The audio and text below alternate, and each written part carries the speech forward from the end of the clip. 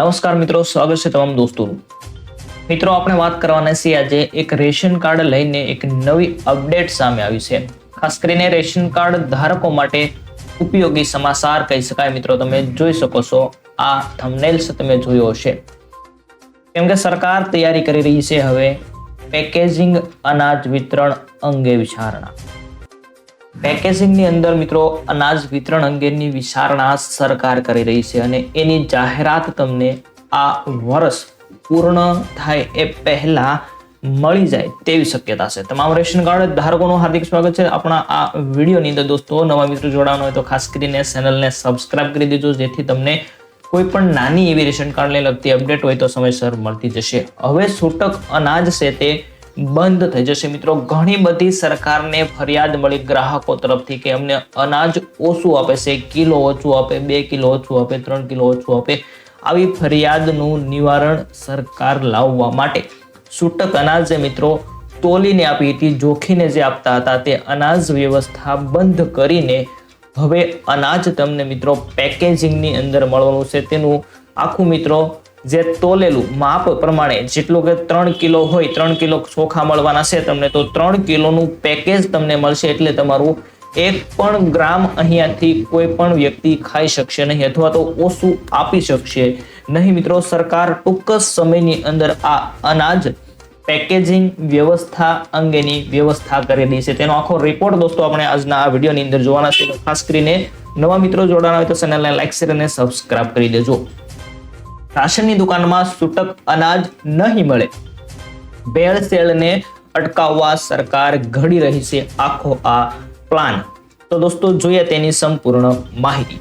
રાજ્ય સરકાર દ્વારા 72.51 લાખ કરતા વધુ પરિવારોને સસ્તું અનાજ પૂરું પાડવામાં આવે છે, ત્યારે આ અનાજ વિતરણ વ્યવસ્થા અંગે ક્વોલિટી લઈને અવારનવાર ફરિયાદો જોવા મળે છે। ત્યારે સરકાર દ્વારા અનાજમાં થતી મિલાવટને અટકાવવા અને સારી ગુણવત્તાનું અનાજ મળી રહે તે માટે મહત્વનો નિર્ણય લેવા જઈ રહી છે।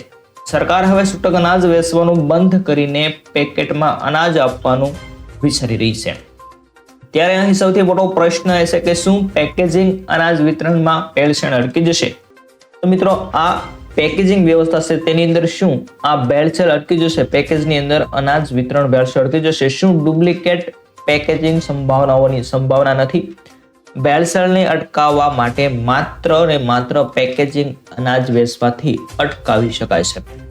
તો દોસ્તો, આ આખો પ્રોજેક્ટ ટૂંક જ સમયની અંદર સરકાર છે તે લોન્ચ કરવા જઈ રહી છે।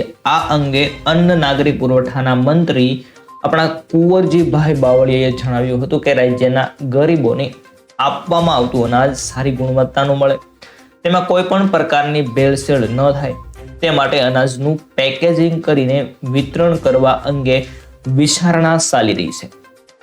આ બાબતે કેન્દ્ર સરકાર સાથે ચર્ચા કરી મંજૂરી મેળવવામાં આવશે। આગામી બજેટમાં અનાજનું પેકેજિંગ કરવા માટેની રકમની જોગવાઈ પણ કરવામાં આવશે। દોસ્તો, તમને છૂટક આપતાના બદલે જો કદાચ પેકેજિંગ કરવામાં આવે તો તેનો પેકેજિંગ ચાર્જ જે કંઈ લાગે એ આવનારું બજેટ છે તેની અંદર તેની રકમ છે તે નક્કી કરવામાં આવશે। હાલમાં રાજ્યમાં ગ્રાહકોને 2 કિલો 3 કિલો છૂટક અનાજ આપવામાં આવે છે, જેથી ઘણીવાર અનાજની ગુણવત્તાને લઈને ફરિયાદો જોવા મળતી હોય છે। મિત્રો, સડેલું નીકળે અનાજ, ઘણી વખત કોઈ જંતુ હોય છે, એવી જ અન્ય ફરિયાદો મળતી હોય છે। અનાજ બદલી નાખવામાં આવતું હોવાનું ધ્યાને આવ્યું છે। ઘણી વખત સરકાર દ્વારા સારી ક્વોલિટીનું અનાજ મોકલવામાં આવે છે, પરંતુ વચ્ચે તેને બદલીને ખરાબ અનાજ મોકલવામાં આવતું છે તેવી પણ ફરિયાદો મળી છે। જેથી રાજ્ય સરકાર દ્વારા અનાજ, કઠોળ સહિતની નક્કી કરેલી જથ્થાને પેકેજિંગ કરીને વિતરણ કરવા અંગે વિચારણા કરી રહી છે। અન્ન નાગરિક પુરવઠા અને ગ્રાહકોની બાબતોનો વિભાગ માટે કુલ 2711 કરોડની જોગવાઈ બજેટમાં કરવામાં આવી।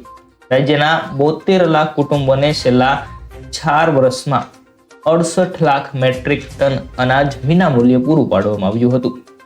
નેશનલ ફૂડ સિક્યોરિટી એક્ટ 2013 હેઠળ અગ્રતા ધરાવતા અંદાજે 72 લાખ કુટુંબોને NFSA હેઠળ આવરી અનાજ પૂરું પાડવામાં આવે છે। માટે 675 કરોડની જોગવાઈ પણ કરવામાં આવી છે.